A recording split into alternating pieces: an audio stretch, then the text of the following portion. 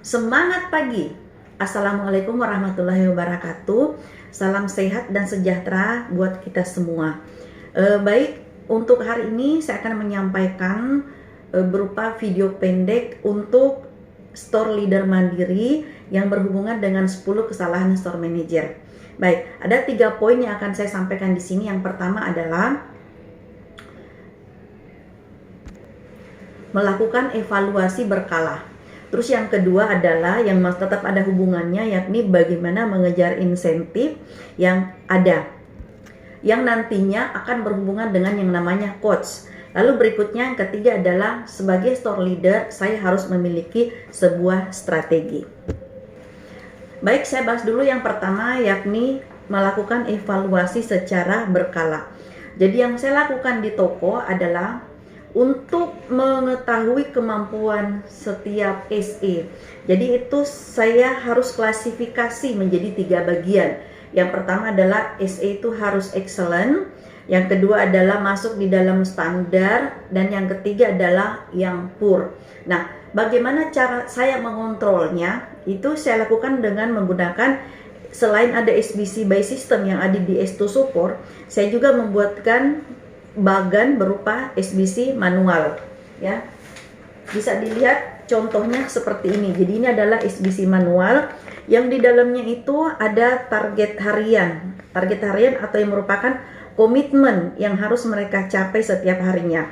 Lalu sebelum mereka pulang itu mereka akan mengisi berapa aktual yang mereka dapat, dan akan kelihatan persentage hariannya. Jadi nanti dari persentage ini mereka akan mengetahui berapa kekurangan yang harus mereka raih untuk mencapai targetnya selama seminggu.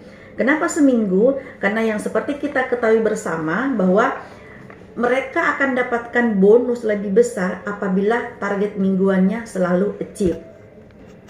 Lalu bagaimana dengan SE yang masuk dalam golongan poor? Nah, yang poor ini, maka saya sebagai store leader itu harus bisa menjadi coach buat mereka. Jadi caranya adalah saya akan memanggil lalu menanyakan kira-kira apa problemnya dia sehingga dia menjadi tertinggal dalam hal sales dibandingkan dengan teman-temannya yang lain.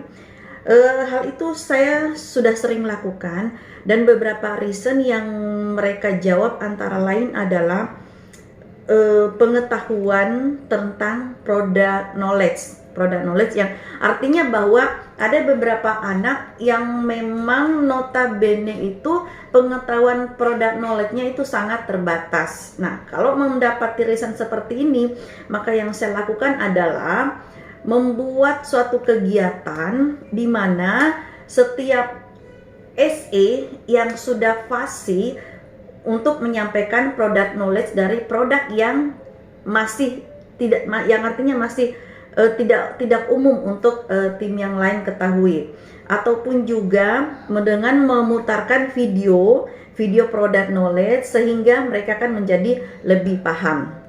Lalu ada juga reason yang lain, misalnya SE mengatakan bahwa dia tidak terlalu paham dengan yang namanya promo secara detail.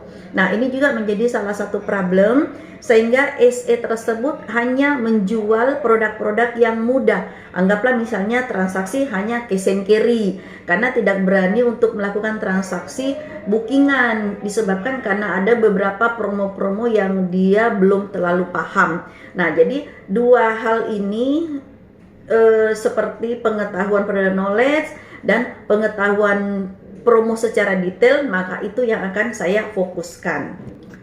Lalu lanjut, saya sebagai seorang store leader itu harus memiliki sebuah strategi. Kenapa strategi? Karena strategi ini sangat penting untuk membantu penyelesaian. Disinilah saya harus bisa menjadi seorang yang bijak dalam hal ini. Nah, saya ambil contoh. Ada customer yang datang akan transaksi dengan value yang besar.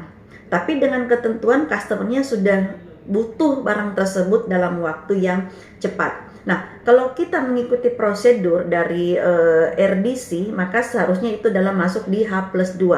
Namun karena customer sudah butuh, jadi sebagai seorang store leader saya harus bijak untuk mengambil suatu keputusan. Maka yang saya lakukan adalah saya koordinasi dengan bagian RDC untuk menyampaikan apa yang menjadi keinginannya customer, apakah bisa dibantu. Nah, setelah dari RDC menyanggupi, maka saya akan melakukan koordinasi lagi dengan bagian-bagian terkait, misalnya dari tim instalasi. Nah, dari hal tersebut, maka itu akan memberikan suatu hasil. Jadi customer itu akhirnya bisa bertransaksi dan barang bisa lebih cepat dikirim, sehingga customer bisa lebih awal untuk bisa mempergunakan produk-produk tersebut. Jadi demikian beberapa hal penting yang saya sampaikan. Jadi yang pertama adalah saya harus bisa melakukan evaluasi berkala terhadap tim saya, yang nantinya dari evaluasi berkala tersebut tim saya akan memiliki peluang untuk bisa mendapatkan insentif. Itu yang terpenting. Lalu saya sebagai store leader harus memiliki strategi supaya pencapaian toko saya bisa tetap stabil. Demikian sharing yang bisa saya sampaikan pada hari ini. Semoga bermanfaat buat kita semua. Semangat pagi!